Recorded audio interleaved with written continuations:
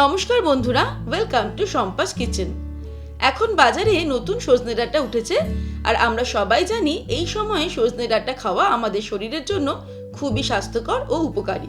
তাই আজকে শেয়ার করব দারুণ টেস্টি সজনে ডাঁটার তরকারি, যা বানানো খুবই সহজ আর সময়ও লাগবে খুবই কম। তাহলে চলুন শুরু করি।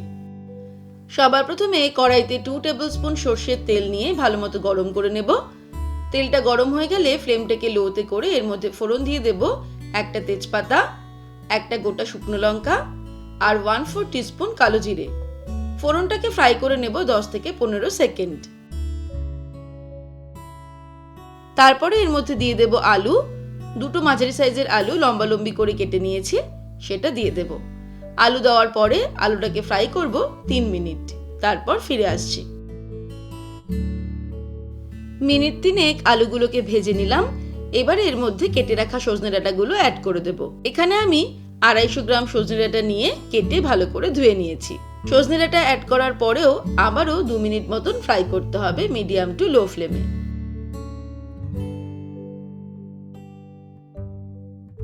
আরও 2 মিনিট সজনে ডাঁটাটাকে ফ্রাই করে নিলাম। এবারে এর মধ্যে অ্যাড করে দেব নুন।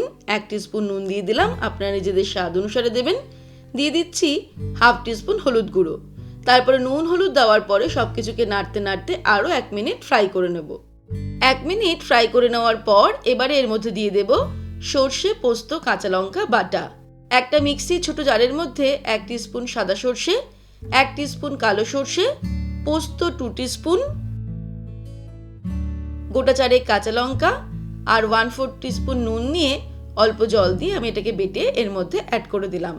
তবে ঝালটা নিজেদের স্বাদ অনুসারে অ্যাড করতে হবে। মিক্সির বাটাটা ধুয়ে অল্প পরিমাণে জল এর মধ্যে অ্যাড করে দেব। সর্ষে, পোস্ত, কাঁচা লঙ্কা বাটা দেওয়ার পর আরও 1 মিনিট নাড়তে নাড়তে রান্না করব।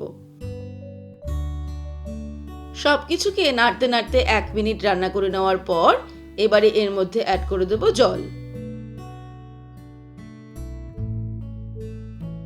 প্রায় 2 কাপ মতন জল আমি দিয়ে দিলাম। তারপরে ফ্লেমটাকে হাইতে করে ফুটতে দেব। গ্রেভিটা যেই ফুটতে শুরু করবে ফ্লেমটাকে লোতে করে ঢাকা দিয়ে 10 মিনিট রান্না করব। তার ফলে সজনে ডাঁটা আর আলু দুটোই সিদ্ধ হয়ে যাবে। 10 মিনিট পর ফিরে আসছি। 10 মিনিট হয়ে গেছে।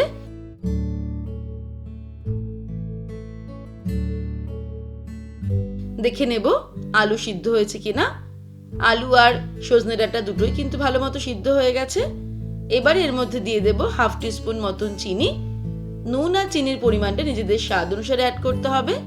তারপরে ফ্লেমটাকে হাইতে করে 1 মিনিট ফুটিয়ে নেব।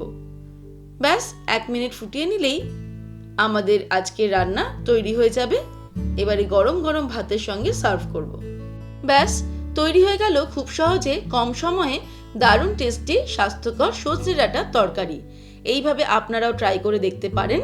গরম গরম ভাতের সাথে এই রান্না দারুণ লাগে। আশা করি পরিবারের সকলের পছন্দ হবে।